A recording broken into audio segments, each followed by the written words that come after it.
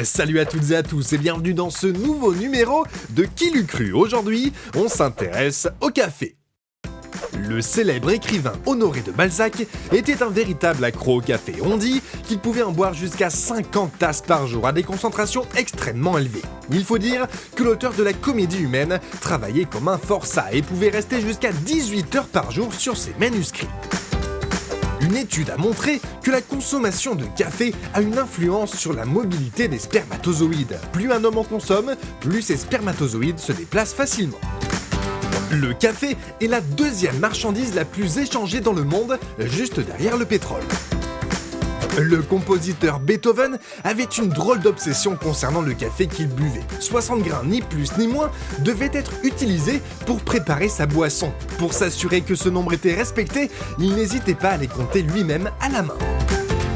La toute première webcam a été créée en 1991 dans un but original, permettre aux employés de l'université de Cambridge de vérifier à distance si une cafetière était vide ou pleine, afin qu'ils ne se déplacent pas pour rien.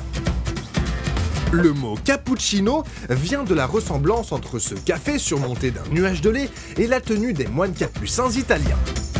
Toute la production mondiale de café pousse dans une région bien particulière du globe que l'on connaît sous le nom de ceinture de café.